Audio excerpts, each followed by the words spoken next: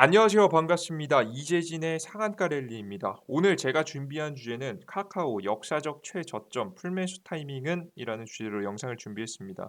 아마 카카오뿐만 아니라 뭐 삼성전자, SK, 하이닉스, 뭐 삼성바이오로직스, 뭐 그 이외 LG, 화학, 삼성 SDI 등등등 시가총액 상위 종목들이 전부 다 박살난 상황에서 현재 우리가 어떠한 태도를 취해야 되고 이 저점은 어디에서 올 것인지 상세한 이야기들을 하기 위해서 영상을 준비했습니다. 특히나 카카오라는 이 주식은 매주 한 주에 하나씩 영상을 올려드리면서 어떠한 대응책을 가져갈 것인지에 대한 대응 전략들을 전달해 드릴 생각이에요. 물론 다양한 다른 영상들 시청하신 분들 좋겠지만 다양한 시청 영상들에서 저는 근본적인 이야기가 다 빠졌다라고 생각을 합니다. 단시간에 뉴스만 보고 그 뉴스를 그냥 해석해 주기 바쁘지 근본적인 원인에 대해서 파악을 못하는 사람들이 너무나도 많더라고요. 그러다 보니까 투자자분들이 제대로 된 지식을 받지 못하게 되다 보니까 잘못된 투자를 하고 있는 현재 상황이 벌어지게 됐습니다. 그래서 너무나도 안타까운 상황인데요. 너무나도 안타까운 상황에서 저도 또한 100% 맞지 않고 했고요. 저도 뭐 대단한 사람은 아닙니다만은 정말 최소한의 기본적인 지식은 알아야지만이 여러분들께서 투자를 하시는데 문제가 없을 거라고 생각이 돼서 이에 따른 이야기를 한 주에 하나씩 해 드리려고 합니다. 여러분들께서 이 영상을 계속해서 시청하시고 싶으신 분들은 꼭 수익을 이끌 전략이 필요하신 분들은 구독 버튼을 클릭하셔서 매주 올라오는 영상들 시청하시면 좋을 것 같습니다. 자, 그럼 본격적으로 카카오에 대한 분석 시작해 보도록 할게요. 이 카카오는 최근 악재가 굉장히 많이 나왔습니다. 골목상권 사업을 손댄다라는 이슈죠. 이슈는 그 이용료 인상 카카오 모빌리티, 골목 상권 침해 카카오 모빌리티, 카카오 헤어샵, 그리고 가족 승계에 대한 이 악재가 있었고요. 그 금산 분리 위반 공정거래위원회 조사에 성실히 임하면 소명하겠다라는 이슈로 좀 카카오가 해명을 하긴 했지만 다양한 악재들이 나와주는 모습이죠. 근데 이 다양한 악재들의 공통점이 뭐냐면 대부분의 대기업들에서 나와도 무방한 정말 누구나 어떤 대기업을 다 데리고 와서 이런 이야기를 하면 사실 피해갈 만한 대기업들은 거의 없는 요런 이슈겠죠. 근데 이런 이슈를 굳이 이번 정부에서 지금 현재 상황에 언급하고 있는 현재 모습입니다. 그래서 정부가 다양한 규제가 현재 진행되고 있는 상황이 있고요. 그리고 카카오는 이것을 전방위적으로 악재 해소를 위해서 돌입하는 모습입니다. 카카오 김범수 생태계 황폐화 지적에 논란이 일으켜 죄송하다라는 이야기, 더 많은 상생 계획을 발표할 거라는 이야기까지 합니다. 열심히 해명을 하고 악재를 해소하려고 노력을 하고 있죠. 근데 그럼에도 불구하고 카카오의 주가는 어떻습니까? 해명하고 죄송하다 하고 반성하고 지금 이미지 관리를 위해서 다시 열심히 노력 중에 있는데 그래도 이쯤이면은 주가 하락이 멈출 만한데 어떻게 하고 있어요? 시장의 하락에 의해서 다시 밀려 내려가고 있는 상황이죠. 그래서 그래도 반등 정도는 해도 좋지 않을까 싶지만 반등도 못하는 상황입니다. 최근에 악재 같은 LG화학 같은 경우에는 그래도 반등이라도 나왔잖아요. 쌍바닥을 잡고 반등이라도 나왔는데 지금 카카오 같은 경우에는 제대로 된 쌍바닥도 못 잡고 이렇게 애매하게 흘러내리는 모습들을 보여주게 되면서 주식을 가지고 계신 분들에게 굉장히 힘든 상황이다라고 보시면 됩니다. 근데 여기서 조심스러운 의심을 여러분들께서 몇 개 해보실 필요가 있습니다. 왜 하필 카카오였을까? 제가 앞서 말씀해드렸듯이 화면에 있는 뭐 승계에 대한 이슈라든가 뭐 골목상권 침해한다라든가 이런 거는요. 웬만한 대기업들 다 데리고 와서 이야기를 하면 사실 이거 피해갈 만한 기업 없어요. 그죠? 이 이야기는요. 사실 다 아무나 다 데리고 와서 특히나 이제 프랜차이즈 기업들 다 데리고 와서요. "골목 상권 왜 침해냐?"라는 이야기를 해 버리게 되면 사실 피해갈 수 있는 기업들이 없음에도 불구하고 왜 하필 카카오라는 기업을 데리고 와서 본보기로서 사용했느냐라는 부분을 여러분들께서 꼭 생각해 보실 필요가 있습니다. 물론 이건 굉장히 조심스러운 고민이고요. 제가 앞서서 앞으로 말씀해 드릴 내용이 정답일 거라고 생각하지도 않지만은 그래도 참고하실 만한 내용이라고 생각돼서 정리를 해 봤습니다. 그 첫 번째 이유는 중국 자본입니다. 이게 무슨 소리냐? 이게 무슨 소리냐? 무슨 이상한 소리냐? 갑자기 뜬금없이 중국 자본이 왜 필요하냐라고 하면은 카카오는 계열사들이 엄청나게 많습니다. 근데 그 대부분의 계열사들에 중국 자금이 들어가 있습니다. 중국의 텐센트가 한국 증시에 오르는 이유. 예, 그러니까 거대 인터넷 기업인 텐센트가 카카오뱅크 설립 멤버로 현재 카카오뱅크 지분의 1.6%를 가지고 있다. 이외에도 다양한 지금 현재 카카오 계열사들의 중국 자본이 들어간 걸 여러분께서 확인하실 수 있고요. 이제 중국 텐센트라는 기업자 중국의 대기업들은요 거의 다 공산당 기업이 국영 기업이라고 보셔도 무방합니다. 자 그렇기 때문에 국영 기업들. 이 국영 기업들이라는 소리는 바로 중국의 정부에 영향을 끼친다라는 소리겠죠. 중국의 말을 잘 듣는다는 소리인데 결국 중국의 정부의 영향을 받을 수밖에 없는 기업이 바로 카카오다라는 부분입니다. 네, 최근에 우리나라 현재 문재인 정권 같은 경우에는 어떤 정부에 좀 더 친한 정책을 쓰고 있죠? 중국과 친한 정책을 쓰고 있는 걸 여러분께서 보실 겁니다. 친중 정책들을 굉장히 많이 내고 있죠. 물론 비율의 차이겠지만 친중 정책을 좀 더 많이 써내고 있습니다. 그러다 보니까 자연스럽게 문재인 정권 입장에서는 본보기로서 규제를 걸 때 말을 좀 더 잘 들을 만한 기업은 중국 정부의 자금이 들어간 영향을 받고 있는 현재 카카오가 그 대상이 되었다라고 보시면 될 것 같죠. 그리고 두 번째입니다. 이 비난의 대상이 필요했을 겁니다. 이렇게 규제를 넣는데 본보기를 하는 이유가 있겠죠. 비난의 대상이 필요합니다. 현재 여러분들 항상 모든 사람들은요, 국민들은요, 모든 사람들은 뭐 그렇지 않으신 분들도 계시겠지만 보통 어떠한 사건과 문제가 터졌을 때 자신에게서 해결점을 찾는다라기보다는 거의 대부분의 사람들은 다른 다른 곳에서 해결점을 찾는 것을 더 좋아합니다. 어떠한 문제가 터지면 보통 남 탓을 보통 많이 하게 되죠. 이게 사실 이게 사람이 정상적으로 의식주가 보장되어 있는 상황에서는 뭐 그렇지 않을 수 있겠지만 우리가 생각해 봅시다. 우리가 정말 의식주가 해결되지 않는 만큼 내가 정말 파산으로 나아가면서 정말 내일 당장 밥을 못 먹을 상황까지 그게 극단까지 치달았던 사람들은요. 보통 정말 썩은 동아줄이라도 잡기 위해서 절실한 사람들이기 때문에 그 사람들은 뭐라도 조금이라도 살기 위해서 발버둥을 친다라고 보시면 될 것 같죠. 그래서 굉장히 안타까운 부신 분들이 요즘 굉장히 많습니다. 근데 그런 분들의 보통 이 비난의 대상들 이제 화를 표출할 만한 대상들이 필요하게 됩니다. 특히나 요즘같이 코로나 바이러스로 인해서 자유가 억압된 상황에서 내가 사업을 하고 있고 이 사업이 현재 코로나 바이러스로 인해서 망해가고 있다라고 한다면 사실 이 비난의 대상, 이 방향성이 어디로 이동하게 될 것 같아요. 바로 정부로 이동할 만한 가능성이 매우 높겠죠. 그 대상이 정부가 될 겁니다. 국가 운영을 잘하면 이런 일 없지 않느냐라는 이야기를 할 수가 있는 거죠. 코로나 바이러스는 누가 만들었는지 사실 우리는 알 수 없습니다만은 그의 탓을 정부로 이어질 수밖에 없는 자연스러운 흐름입니다. 그래서 정부가 보통 모든 정권에서 지금 제가 예제로서 문재인 정권의 예제를 들어드리고 있긴 하지만 모든 정권 다 마찬가지입니다. 다 마찬가지로 다른 이 분노의 대상이 될 만한 대상들이 필요하게 됐는데 그 대상들이 바로 카카오가 될 만한 가능성이 높다라는 부분이겠죠. 이런 과거의 흐름들이 있습니다. 최근에도 이제 코로나 바이러스 소상공인이 매출 반토막 나고 10곳 중 7곳은 6개월이 또 못 버티는 상황. 지금부터 본격적인 도산이 진행되고 있는 굉장히 안타까운 상황인데 이러다 보니까 자연스럽게 더불어민주당에 대한 지지도가 하락하게 되고요. 국민의힘에 대한 지지도가 올라간 상황이죠.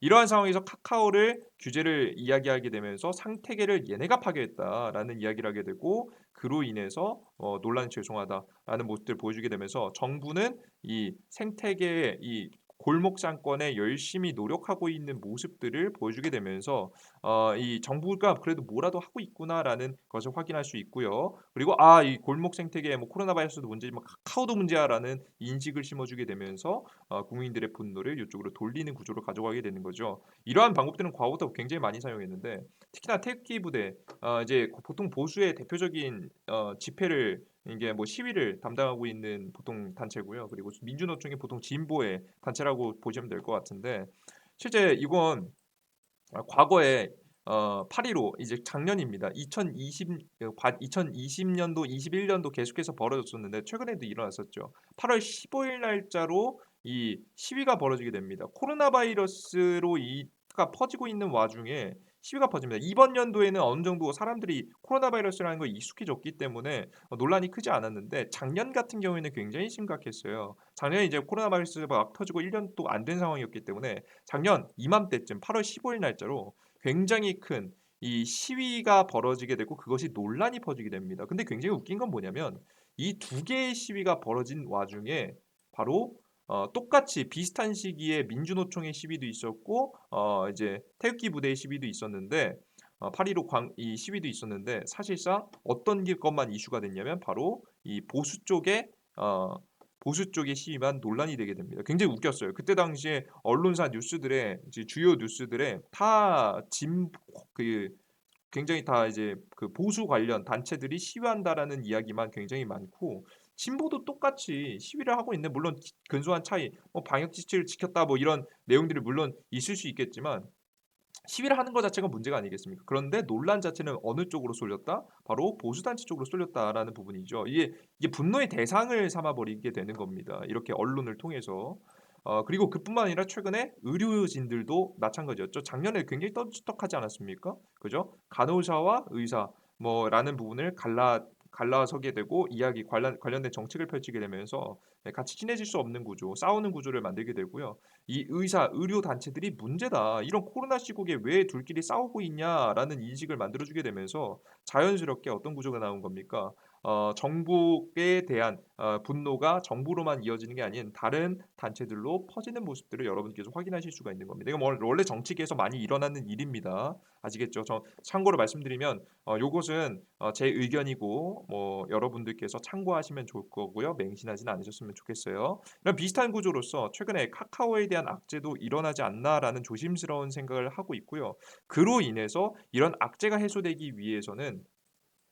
어, 악재가 해소되기 위해서는 이 깨끗한 사회, 재벌의 부를 세습을 차단하고 본보기가 필요했고 정치적 의도로 가치도 있었고 해서 이런 규제가 진행이 됐고 이러한 규제는 아마 이 시기에 맞춰서 끝나지 않을까라는 생각을 합니다. 조금 있으면 이 소상중공인 사업자분들이 그래도 그나마 뭐 보건에 대해서 좀 걱정하시는 분들도 굉장히 많겠지만 그래도 규제가 풀리는 시기가 있죠. 바로 2차 백신 접종이 굉장히 많이 올라가는 바로 11월부터입니다. 현재 1차 백신 접종자는 70% 비중이 넘었고요. 2차 접종자도 현재 50% 이상으로 달리고 있는 상황이죠. 거의 2차 접종자가 거의 대부분이 10월 달에 몰렸기 때문에 10월 말쯤이 되면 2차 접종자, 1차 접종자도 뭐 70%, 80%에 육박할 가능성이 높아요. 그러면 백신 접종자들을 대상으로 이 코로나에 대한 사회적 거리두기에 대한 제한을 조금씩 풀어주기 시작할 거고요. 그로 인해서 골목 상권에 대한 민심을 잡아오기 시작할 가능성이 높겠다라는 생각이 듭니다.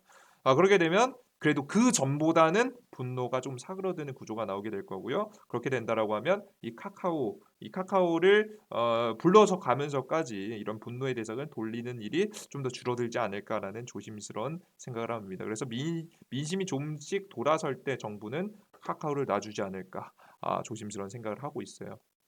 근데 이런 생각을 하고 있는데 제가 가장 중요한 걸 빼먹고 있다는 설명드렸죠. 근데 이건 악재는 그냥 악재일 뿐이에요. 악재가 사실 이런 악재가 터졌다고 해서 사실 고가 대비해서 직전 고가 대비해서 30%가 박살날 만한 이슈는 사실 아닙니다. 아니에요, 여러분들. 어차피 어떻게 여러분들 이렇게 마이너스 30%가 떨어지면서 70조짜리 기업이 50조로 20조가 증발합니까? 말이 됩니까? 이 20조가 증발한 이슈냐고 물어보는 거예요, 여러분들. 어마무시한 금액이죠. 이 20조 가량의 어마무시한 금액이 왜 녹았을까? 왜 사라졌을까? 하락을 할 수는 있겠지만 이렇게 과하게 떨어질 만큼은 아니었어요. 그 이유를 찾아봤더니 상세한 이유는 여기 있습니다. 제가 항상 말씀드렸던 환율 전쟁입니다. 지금 현재 미국하고 중국은 환율 전쟁 중이고요. 환율 전쟁을 하는 이유는 바로 요겁니다. 미국이 바라는 회복이 다르기 때문입니다. 그전까지는 전 세계 경제가 나락으로 갔다가 다시 한번 조금씩 회복하는 구조를 가져갔다라고 한다면 글로벌 경제에서 전부 다 이 미국의 현재 바이든 정부가 바라는 것은 미국에 대한 기업, 미국의 경제 회복은 계속해서 이어가지만 미국이 아닌 특히나 적으로 두고 있는 중국 기업들 같은 경우에는 중국 국가 기업들 같은 경우는 회복하지 못하는 구조를 가져가고 싶은 게 바로 미국의 모습입니다. 그래야지만이 미국으로 전 세계 자금들이 쏠리면서 미국 위주의 성장이 가능하게 되니까요. 실제 이 정책들을 내세우기 위해서 서플라이 체인, 생산 체계를 중국 공장에서 미국으로 옮겨온다든가 유가 가격 상승을 유도하면서 일부러 중국에 이 전력난을 유도한다든가 다양한 정책들을 무섭게 사용하게 되면서 중국에 굉장히 큰 타격을 이루고 있죠. 특히나 그 와중에서도 다양한 정책들이 있었는데 여러분들께서 이런 정책 들어보셨을 겁니다. 최근에 여러분 한 번쯤 지나가면서 들어보신 적이 있을 텐데 그냥 잊혀졌을 만한 이슈죠. 바로 뭐냐? 아프가니스탄 이슬람 무장단체가 탈레반 장악했다라는 이슈입니다. 이게 관심 없으신 분들은 이게 뭐야라고 하고 넘어가시겠지만 이 이슈는 굉장히 중요한 이슈다 설명드렸죠. 현재 탈레반 아프가니스탄이라는 지역이 있는데 이 아프가니스탄이라는 지역은 바로 여기 있습니다. 이 지역에 항상 미군의 주둔에 있었어요. 미군이 주둔하면서 이 중동 지역에 영향을 끼치기 위해서 평화라는 명분하에 미국 정부가 이 지역에 군사를 투입해 있는 상황이었죠. 그런데 이 아프가니스탄에서 미군이 철수하게 됩니다. 그러다 보니까 자연스럽게 누가 이 지역을 이 미군이 오기 직전까지 점령하기 직전이었던 이슬람 무장단체인 탈레반이 이 아프가니스탄을 다시 한번 차지하게 되고요. 그로 인해서 어떠한 변화가 일어났느냐? 바로 중국에게 문제가 생겨버리게 됩니다. 바로 왜 문제가 생기냐? 중국의 왼쪽 위 지역은요. 이쪽 지역은 위구르족이라고 해서 이 자치단체, 자치구입니다. 실제 중국에서 직접적으로 개입하지도 않아요. 자치구라고 해서 자신들끼리 다스리고 정책을 내세우는 거예요. 하지만 누구에게 허락을 받죠? 보통 중국 정부에게 허락을 받는 이런 구조죠. 여러분들. 그래서 자치구이기 때문에 어느 정도 자유도는 있습니다만은 중국 정부의 아예 개입을 피할 수는 없는 요런 지역이 있습니다. 바로 위구르족 지역이고요. 이 위구르족 지역은 뭘 원하겠습니까? 독립을 원하겠죠. 심지어는 뭐도 다르냐면 그 종교도 다릅니다. 근데 이 종교가 하필 어떤 상황이냐? 위구르는 이슬람 종교인 만큼 정체성이 매우 강하고 중국과 갈등을 빚는 중심에 항상 종교의 문제가 있다. 근데 이 아프가니스탄을 최근에 차지한 단체 탈레반의 종교는 뭐다? 똑같이 이슬람입니다. 똑같죠. 그러면 현재 중국 정부 입장에서는 어떨까요? 지금 중국 정부 아프가니스탄에서 이 미국 군이 빠지고 나서 이 맞닿아 있는 현재 요 구간에 위구르족과 아프가니스탄이 맞닿아 있는 상황이죠. 탈레반 단체가 다 맞닿아 있는 상황이죠. 그러면 여기 있는 위구르족 같은 경우는 어떤 생각을 할까요? 독립을 위해서 탈레반을 끌어들일 만한 가능성들이 존재하게 되는 겁니다. 그죠? 어, 이해되셨어요, 여러분들? 그럼 중국 입장에선 굉장히 난처한 상황이 생기고 그리고 중간으로 간 중동으로 이어지는 이란이 대부분의 석유 수출을 중국에 하고 있는데요. 사실 아프가니스탄이라는 지역이 쫙 끊기게 되면서 갈등을 빚게 되면서 자연스럽게 원유라든가 석탄이라든가 대부분의 광물 자원들을 제대로 조달받을 수 없는 불편해지는 상황이 만들어지게 됐다라고 보시면 될 것 같아요. 물론 그 이외에 다양한 루트를 통해서 공급을 받겠지만 직접 연결해서 지상을 통해서 조달받기에는 굉장히 불편해지는 상황이 오게 된 거죠. 게다가 인도 같은 경우에는 안 그래도 친미 국가고요. 그리고 이 남쪽 지역이죠. 바로 중국의 남쪽 지역인 동남아시아 지역 같은 경우 최근에 어떤 이슈를 했죠? 중국 견제하기 위해서 호주 핵 잠수함을 극비에 전수했고 이 미국이 영국, 호주와 함께 삼국 안보 협력체 오커스 창설을 15일 날 했다. 이번 달이죠.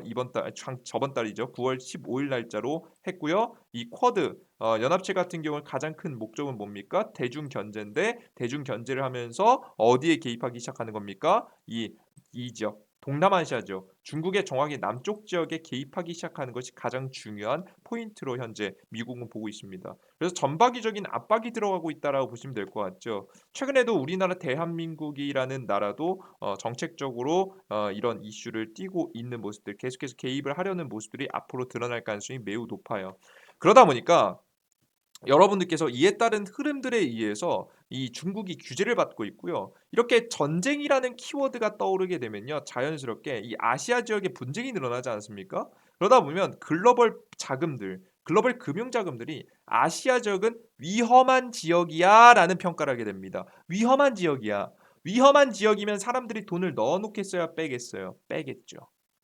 게다가 중국의 전력난, 공급 문제, 원유 공급 문제 이런저런 문제가 싹 다 터지게 되면 자연스럽게 중국이라는 이 국가가 조금씩 성장이 둔화되게 되고요. 자연스럽게 투자 자금들이 어디로 중국에서 빠져나와서 다시 한번 바로 저 미국계 지역 쪽으로 이동하거나 아니면은 유럽 지역 쪽으로 이동하는 현상들이 나올 수 있겠다라는 모습입니다. 이렇게 글로벌 자금들이 이동하는 모습들은 뭘 통해서 확인할 수 있냐면 달러 가치 상승과 환율의 변화를 보시면 알 수 있습니다.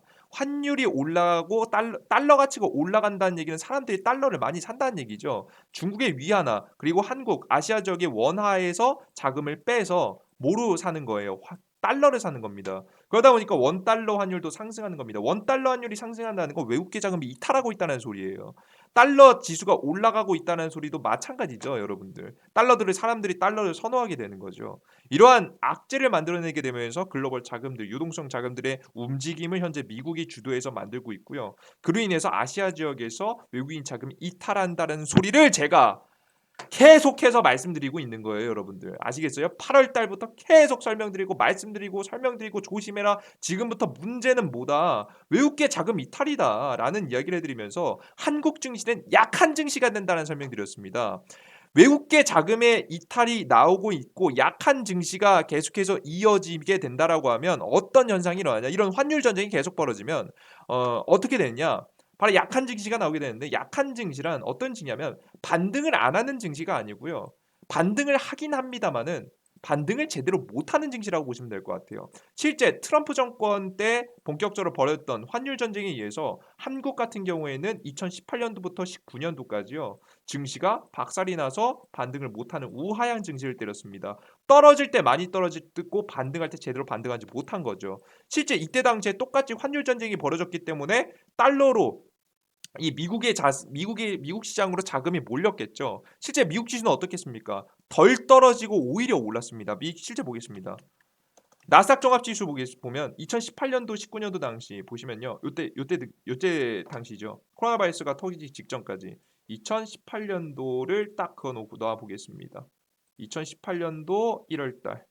2018년도 1월 달 그죠? 2018년도에서 2019년도, 20년도까지를 쫙 보면은 여러분들 보시면 어때요? 흔들리긴 했지만 결국 흔들렸고 움직임의 하방이 떨어질 때도 있었지만 크게 하락하지 않고 오히려 횡보세를 지켰고요. 오히려 2019년도에는 올라가는 모습들을 보여주게 됐죠. 왜 미국이 전 세계적으로 완전 고용이라는 이야기까지 나오게 되면서 경제의 최대치를 찍었습니까?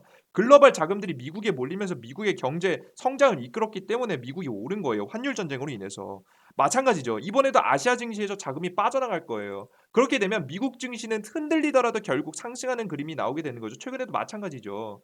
흔들리더라도 결국 상승하더라. 하지만 한국 증시는 어떤 상황이다. 한국 증시는 약한 증시이기 때문에 아시아 증시이기 때문에 중국과 미국의 영향권에 들어서 이 고래 싸움에 새우등 터진다고 해서 한국 증시는 약한 증시가 나와버리게 되는 겁니다. 이게 근본적인 원인입니다. 그래서 이 외국인 자금의 영향을 가장 많이 받는 외국인이 빠져나니까 외국계 자금이 많이 들어간 기업들이 힘들 거 아니에요. 그게 뭡니까? 삼성전자, SK하이닉스, 네이버, 삼성전자, 삼성바이오로직스, SK화학, LG화학, 카카오 여기 있죠. 삼성, LCD, 현대차, 기아입니다. 여러분들 이 기업들이 어땠습니까? 최근에 볼까요? 삼성전자 어땠습니까? 왜 괜히 이상한 게 8월 달부터 과하게 빠진다는 생각 안 하세요? 실적? 그렇게 나쁘지 않은데? LG칼 하이닉스 과하게 빠진다는 생각 안 하세요? 네이버 그죠? 삼성전자오 마찬가지죠? LG화학 카카오 그죠? 삼성 SDI 그죠? 현대차 그죠? 기아 그죠? 근데 웃긴 건 뭔지 아세요? 악재가 안 터진 삼성 바이오로직스도 박살나고 있어요. 지금 다른 기업들은 악재가 떴다고 해봐. 근데 삼성 바이오로직스는 실제 악재도 없었어요. 근데 고가 대비 몇 퍼센트? 24% 빠졌네요. 저점까지 찌면 25% 빠졌어요. 미친 거 아니에요? 예, 미친 거예요. 예, 그죠?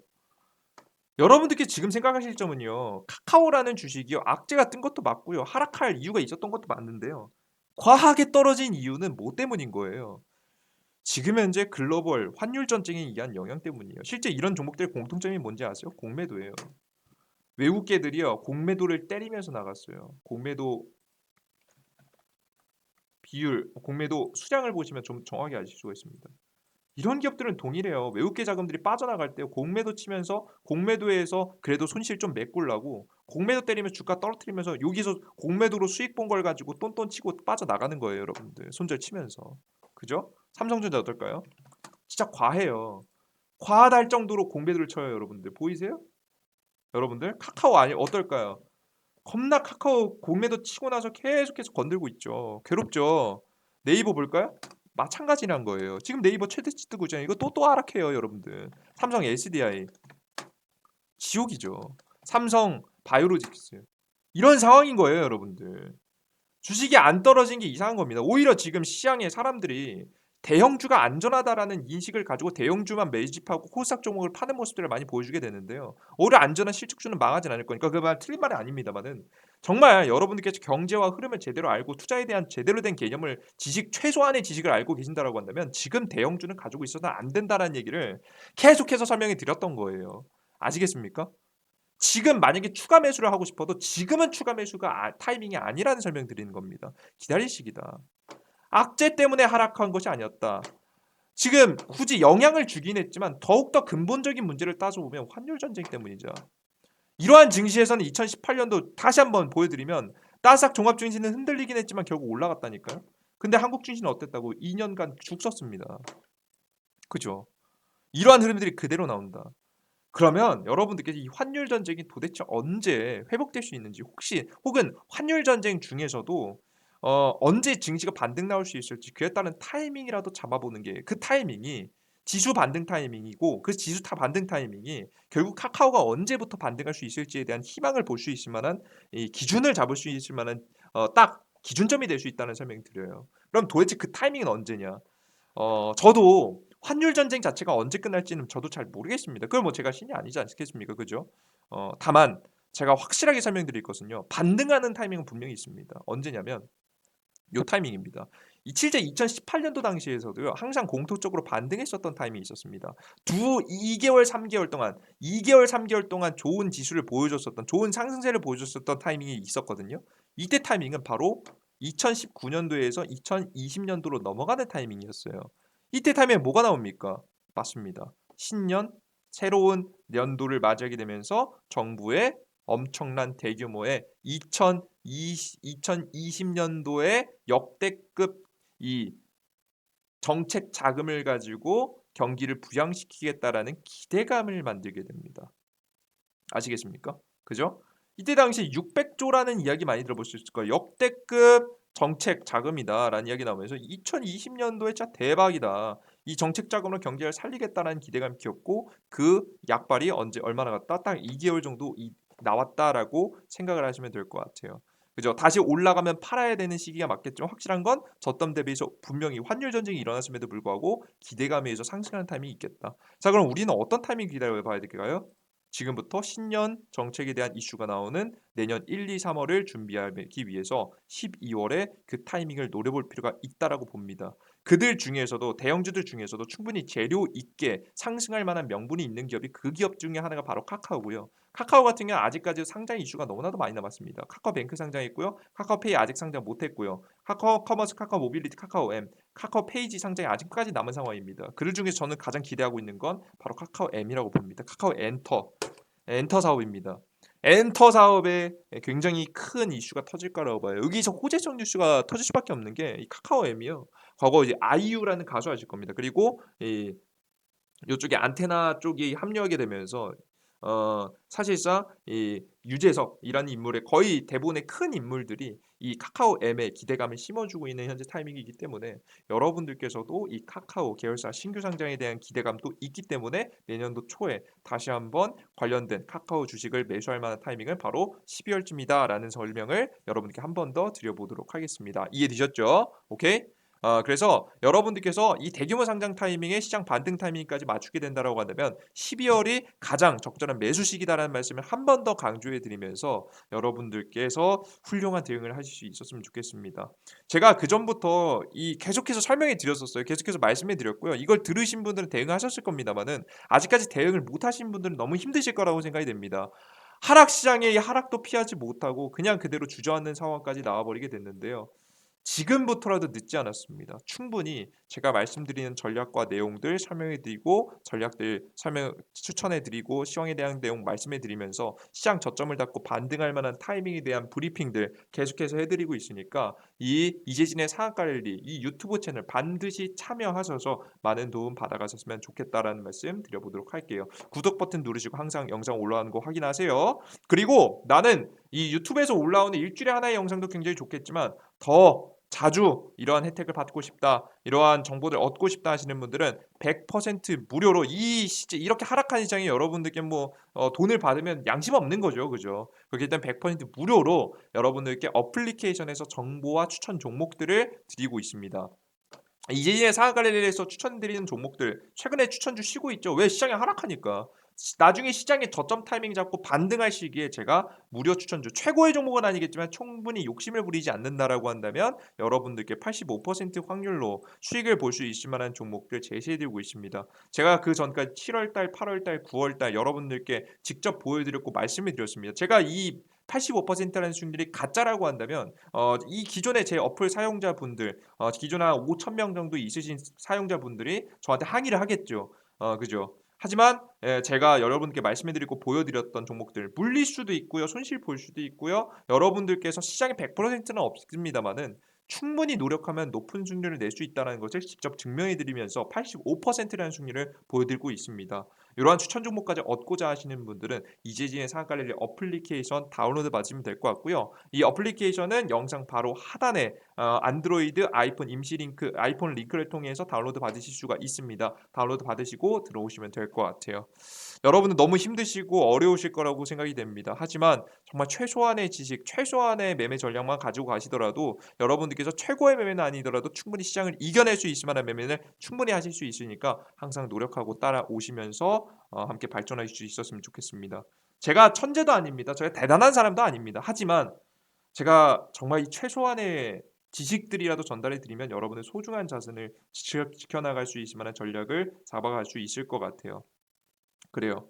여러분들께 뻔한 소리, 그냥 마냥 괜찮다는 소리가 아닌 그래도 제 소신을 담은, 제가 욕을 먹는 한이 있더라도 여러분들께 사실을 전달해 드릴 수 있는, 사실과 가까운 내용을 전달해 줄 수 있는 사람이 되도록 항상 노력해 보도록 하겠습니다. 항상 과분한, 제 능력에 비해서 과분한 애정과 관심을 주신 것 너무나도 감사하고요. 이 관심에 보답할 수 있는 사람이 되기 위해서 항상 노력하겠습니다. 여러분들 모두 감사합니다. 땡큐.